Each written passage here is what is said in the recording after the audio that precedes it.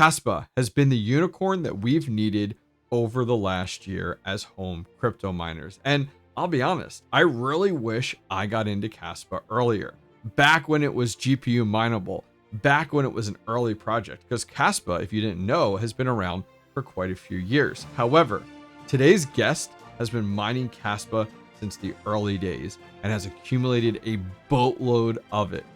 Let's dive into today's video. What is going on, miners, and welcome back to the channel. Well, today I am joined by special guest Greater Good Mining. How's it going, buddy? It's going great. So Thanks today, guys, 100%, man. I mean, I am honored. I mean, if anybody in the mining scene is talking about Kaspa, this guy's name comes up, and especially his channel. So before we jump in, make sure you guys go check out his channel. I'll put links directly down below in the video description. He is like lives and breathes Kaspa, which will be cool. So tell us a little bit about when you got started mining Kaspa and what was kind of the Kaspa mining scene like at that point. Yeah, so I was looking for a home for my GPUs after the merge, like a lot of people. And I had decided to mine 𝐟𝐫𝐬𝐬 actually before the merge. So I had everything all set, so I didn't like have anything get goofed up when the merge happened. And then the difficulty bomb for 𝐟𝐫𝐬𝐬 happened. So I didn't want to abandon the project, but you know what I'm talking about. I'm like, okay, I want to help 𝐟𝐿 get through this. But I also had to figure out something that would work for me too. So I decided to dual mine 𝐟𝐿 and Kaspa, and I started deep diving into Kaspa. I like the tokenomics, I like the fair launch, I like the potentially trilemma solving narrative. I liked how efficient it was on my GPUs when I finally decided to switch off of the 𝐟𝐿 Kaspa dual mining and straight to Kaspa. I saved so much power by mining that algorithm. It was very efficient. And that's kind of what probably a lot of people were looking for at the time. Something that was, mineable, that I could get a lot of yield with. So the more I looked into the project, sorry to cut you off. Do you remember like what that time period was that you were dual mining, and then when you actually, I mean, just an estimate, and when you actually were like, all right, I'm full-fledged on Kaspa? And do you recall even what the price was at that point? So I do. It was like November going into December of 2022. I was dual mining, and then December going into January, I decided to full on mine Kaspa. Like I got it through the, got 𝐟𝐿 through the difficulty bomb. I wanted to help the project. Good job. I Good job. Project. Good job. Hey, I'm a newer miner anyway. I didn't want to just abandon that project, so I just went ahead and helped them out. So yeah, it was December going into January when I full on started mining with all my GPUs, and the price was, I think, around 0.004 cents. Jeez, so that's insane. That's insane. Yeah. Good for you. Good for you. I don't remember what my yield was at that time. I wish I didn't have my YouTube channel started then, so I wasn't like really watching it that closely, what my daily yield was, but I mined it flat out with GPUs from then all the way through until I got my KS0, the original KS0 that I got in June, the first batch KS0. Wow. I also built an FPGA rig in January because I liked Kaspa so much and I liked that project so much. I built my first FPGA rig. So I had 6 TH53s also mining Kaspa from January all the way through June until Is it sad, but I have no clue what that is. Like, I have no clue what FPGA, like that FPGA world is like its own little niche inside mining. Like, I know of some of the bigger ones, like for me, like I got the Multminer M2 for Kaspa when it first launched, and then it took like 6 weeks to get to me, and the Osprey launched at that time. But that was, I would say, well, for you, was that well after you had gotten into it with your FPGA? So the funny thing is, I almost got an Osprey also. I had already ordered it and everything, and it was taking forever to get to me. And I found, I sourced TH53s, those Force kittens and things like that, those cards. Oh, yeah, yep. They look like GPUs, but the TH53s were more powerful than like an FK33. Okay. So I ended up building a rig, like 6 cards, and it's just a power supply and like a dev board. So it's definitely different from the GPU rig builds that I've done, but and it takes me a little while to figure out how to switch algorithms. But yeah, it was very, very efficient on Kaspa. So I was GPU mining, FPGA mining Kaspa, pretty much from December, January, all the way through June when I got the Wow. KS0. That's Yeah. awesome. I mean, good for you. I mean, like a lot of the people on my channel, a lot of home miners, like they've started their Kaspa journey with the KS0 or the KS0 Pro. Like, Right. and there were a few of us, and I actually went back and looked at a video I had, but nowhere near as early as you at all. But I have a video of 𝐟𝐫𝐻 and Kaspa dual mining, like kind of that mindset, and it was for a very short period of time. I kick myself now. Like, man, I should Yeah. have built my bag more. But interesting. So then for you, jumping ahead, you picked up a KS0 from IceRiver when it first launched. Mhm. And at that point in time, you must have had a decent sized bag, which is fantastic. So walk me through then your journey from the KS0 to like today and the hardware you've purchased and kind of where that's gone. Sorry to interrupt your video, but check this out. I constantly get emails from the community asking me about trustworthy hosting facilities in the United States that I recommend. Well, I got you covered. Listen up. A few months back, I visited BlockOps Mining's brand new facility in Central Arkansas. The team there was super professional, knowledgeable, and everyday miners like you and I. After visiting the facility, I sent them a few of my ASIC miners for hosting and have been super happy with their service and communication. Go contact BlockOps Mining directly down below in the video description and tell them the Hobbyist miner sent you for great pricing on miners and hosting. Yep. So I got the, I did the pre-order in Mm-hmm. April, which was kind of scary because we didn't even know if IceRiver was real at that point. Yep. So I was like, oh, well, just asymmetric bet, it was an Yeah. asymmetric bet. Yep. So I ended up getting the first KS0 in mid-June, and then about a week later, the KS1 arrived. I had ordered both in April, pre-ordered both of them. So I was doing so well on those. I ended up unexpectedly getting large tariffs. So IceRiver gave coupons to the first batch people, and I was like, I can't resist getting another KS1 like within 1 month of Yeah. for like a quarter of the price or something. So Yeah. the coupon was significant. So I was like, I can't pass this up. So I kept on getting tempted to buy more because it was all working out. The My second KS1 must have KS1, been kicking ass then at that point. Because with the it KS1, I was. mean, what were and granted, I won't hold you to it, but what do you think the profitability on the KS1 was that early on per day? So at that time, I remember specifically in my video when the KS1 showed up in Okay. July, the second KS1.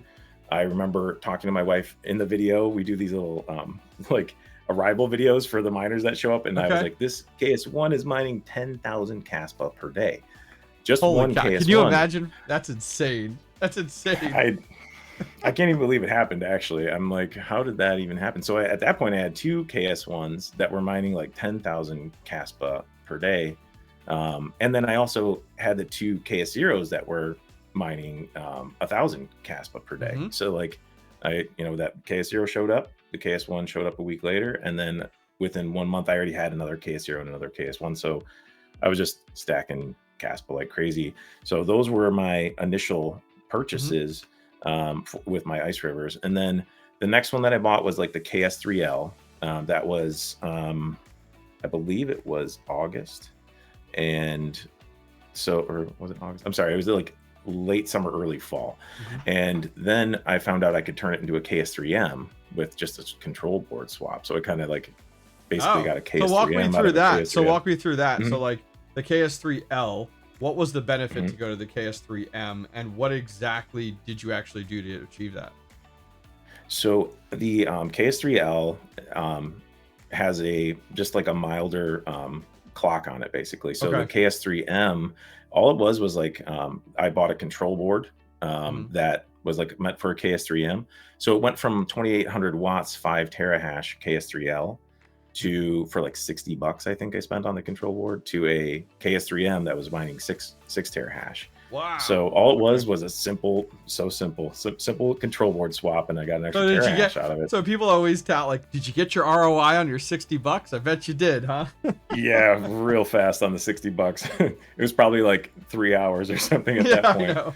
A 3-hour ROI on the $60 control board.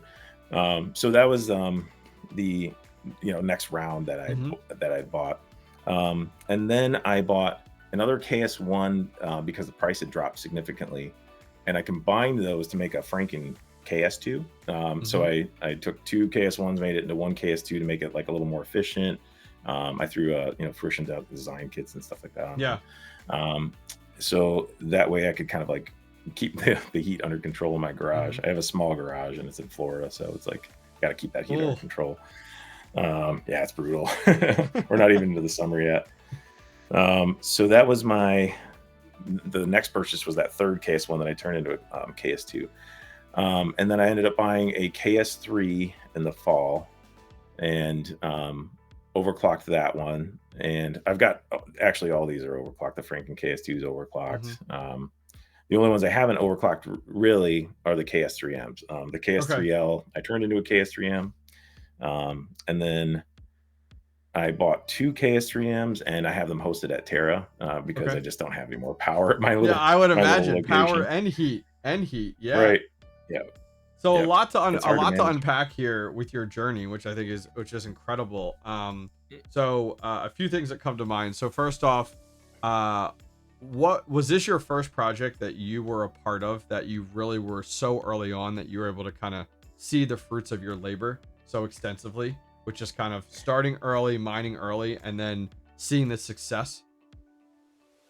Yep, you're 100% right, because I had started really towards the end of that last bull run when prices for GPUs were still very high. I was learning and learning the hard way, testing things out, adding like one GPU at a time to a rig. And I was like, I'm never going to ROI on these things. And then when I found Kaspa, it just seemed like things were turning around. And, since I was newer to mining, I kind of felt like I understood this project and I didn't want to spread myself too thin. And I felt like sometimes maybe it's better to focus on something and become more of an expert on it than spread yourself so thin that you aren't really sure what's going on with everything else. So, yeah, I would say Kaspa is my first project that I really feel like I've been able to like do very well with. ROI'd almost everything except for my last few rigs that I bought. I've got the yield has gone down quite a bit, as you already know. But yeah. Fantastic. So without giving a number, have you liquidated any of that Kaspa to put it back to work to pay off any debt? Like, have you put it to work, or have you just held it entirely? I've held it entirely. So wow. I've used some other. Yeah, I'm just holding on to it. I just feel like this might be my shot to just wait it out and maybe do really well.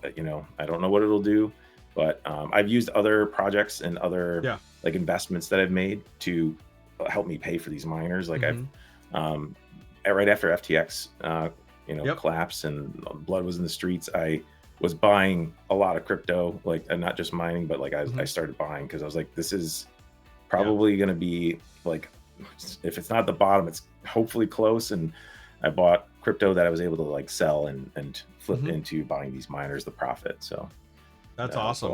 I mean, hey, could be life-changing money for you down the road as it continues to bloom, which is awesome. And so, no, I think that's great. So let's swap gears a little bit to more of the nitty-gritty on hardware. So what are your thoughts on all the different, I should say all the different, there's only a few, but let's talk about overclocking firmware. Is it worth, a lot of my community, they'll dabble with it. Is it worth it? Is it not worth it? What is your thoughts? It sounds like that you're pretty much a tinkerer there and that you've overclocked a lot of yours. So overall, overclocking firmware on these Kaspa miners, worth it, not worth it? I would say it's worth it right now. And especially, over this past 6 months or so, like I wanted as much yield as I could get. I am willing to spend a little extra on power to get the yield right now, because we're not even really to the halving, even though we hit the all-time high with Bitcoin's price. No, I don't know what it'll do, but I still feel like I'm in yield mode. Like I want to yield as much as I can, especially since I'm not planning on selling it. So I'm not like, I have a very small operation really, but I'm not like trying to take that profit and pay my electric bill. I'm using, money from my regular job to pay the electric bill and all that. Yeah. Okay. Great. Second one I have there is regarding hardware. more and more problems are occurring with these IceRiver devices. What's your experience with these, and what do you feel it's most related to? So I know what you mean, like the last batches of KS3Ms, Mhm. especially like the hosted ones. I know there's a lot of Yep. hosting companies that don't want to host IceRivers anymore. I've probably been pretty lucky with mine Okay. because the ones that I have at home, I haven't had any problems with except for what I've done to them. Like I had the Fruition Designs kit on it, and it was like, I had a couple of the spoofers go bad, so it wasn't Oh, anything big, yeah. nothing big. I did have a power supply go bad on one of my hosted IceRivers. They were able to swap it out for me at Terra, so Hmm. thank you to Terra Hosting for doing that for me. I Yeah. appreciate it. Good guys over there. They helped me out and got it back running as fast as possible. But I haven't had real bad luck with all the failure rates. Hmm. Like I know that they had issues with chips burning out on a lot of the KS3Ms and hash boards going bad. They tried that software patch. Hmm. Um, I haven't had any issues with like my KS0s or KS0 Pros or any of the overclocked ones. Maybe I've just gotten lucky, but Okay. also I've repasted mine and I've got kits on mine to keep them cool. Yep. Um, I feel like sometimes people that complain about the breakdowns are the ones that are pushing them. They Too should far. kind of understand that, yeah, you're pushing it too far. You there is risk anytime you overclock anything. So I can't blame IceRiver for my machine going down if I overclock it. It's not really Yeah. meant to be run that way. So I don't really think it's fair to them if you're overclocking it, pushing it past what it's supposed to do. It's like throwing a supercharger on your engine in your car. Like, can't Yep. blame the manufacturer if you blow it out. So, but I will say that it was a pretty bad batch this last time. It did cause a lot of people a lot of problems. And it's unfortunate because it caused a lot of hosting companies to shy away from them, which Yeah. understandable. They can't have these things going bad. There's no IceRiver tech support like in this Hmm. country, like nobody that can repair them like under warranty and all that. So that's kind of, I wouldn't want to do that if I was a hosting company, honestly. I wouldn't want to deal with them if there's that high of a failure rate in these most recent batches. So um, I can't blame them. I can't blame the hosting companies at all for not wanting to deal with some of these failures. It's just Okay. not good for business. So last two things we'll talk about here today is first off, I would say is let's look at new hardware. So we got the KS5 that Mhm. was announced and hasn't shipped yet. IB Link's unit that had a very short time in the spotlight. And then finally the KA box from Goldshell, more targeted at your home miners. So let's start with the KS5 at least. What are your thoughts on that unit? Are you going to be picking one up? Today's video is sponsored by the team over at AltairTech.io. I was in the market to purchase one of the newest generation Bitcoin miners, and Altair Tech had exactly what I was looking for. The Bitmain Antminer S19K Pro, 120 terahash Bitcoin ASIC miner. I ordered from Altair Tech via credit card and was amazed at how easy it was to check out. Within 3 days, I had a brand new Bitmain box sitting at my front door waiting for me. Since then, I've ordered a boatload of mining accessories from their store. The Epic UMC control board, as well as 5 of the Altair Tech 30 amp 240 volt L6 30P PDUs. Go over and check out AltairTech.io today and use promo code #TheHobbyistMiner for a discount at checkout. I don't want to be significantly overexposed to Okay. Kaspa, so I'm not planning on picking up like a KS5, especially for the price. Like I've already put so much money into these miners. And I'm at the point where I'm like, I'm pretty happy with my yield. I'm pretty happy with my bag of Kaspa. I do want to continue to support the network, and I am still with Mhm. my miners. I don't feel like plunking another 30 or 40 grand down on the Mhm. KS5 this late in the game. Just for examples, like we were talking about the yield of the KS1s that I Yeah. had. My KS3, um, it's it's nowhere. It's like not ROI'd yet, and I bought that like I think it was 5 months ago. The other miners I already ROI'd, so you can see the yield is dropping significantly in real time when you have your own miners. It hits you a little harder. It's not Yeah. just a theoretical thing you see on the computer screen.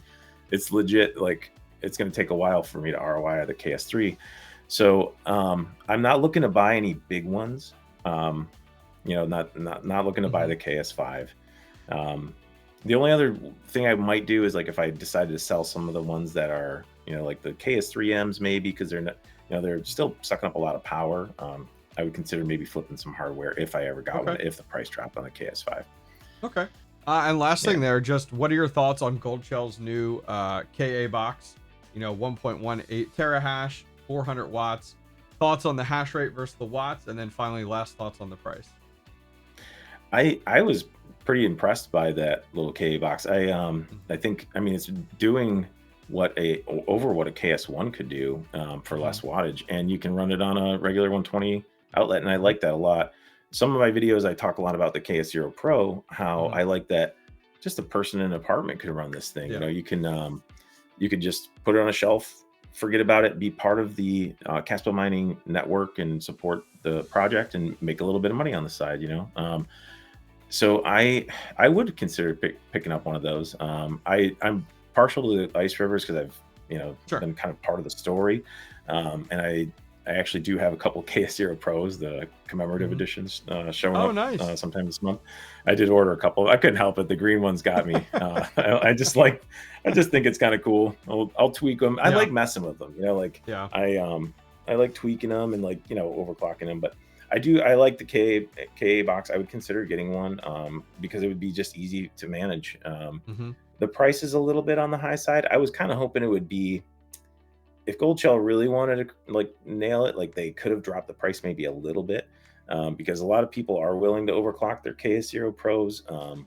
You could get 3 or 4 KS0 Pros and be pretty close to that hash rate, but the wattage would be higher, So I do like the KA box. I think it's pretty cool.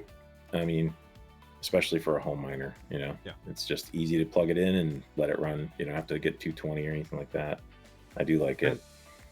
No, I agree. I think the KA box is great.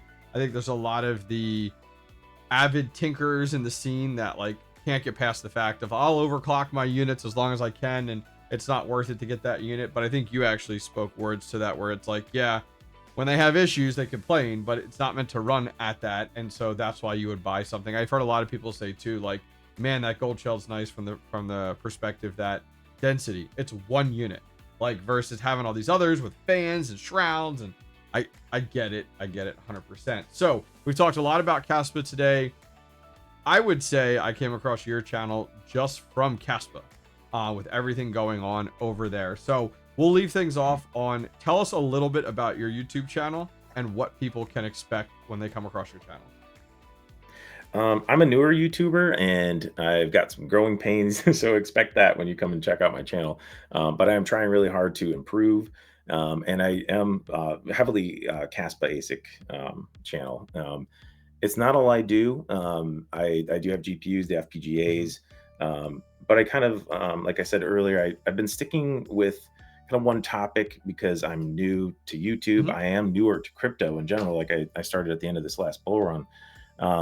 I would say I have an associate's in crypto, you know what I mean? A 2-year degree from the school of hard knocks of crypto, learning from guys like you, watching YouTube. So if you come to my channel, expect it to be kind of fun. I try to teach you how to do things with your Kaspa ASICs. I've been, messing with overclocks and cooling solutions for the KS0 Pros. I just like to put out videos that I think are fun and interesting, and I hope you guys do. I hope you like it too. Awesome. Guys, what I'm going to do is I'm going to leave links to his channel directly down below in the video description as well as in the comments. Go over there, check it out. I get a lot of my Kaspa news, details, hardware stuff directly from him. Greater Good Mining has kind of been behind the camera, behind the curtain, but now he's out. Here he is saying hello to the community. So please go over, check him out. Greater Good, thank you very much for joining me today. I do appreciate it. Guys, we'll see you guys next time. Take care.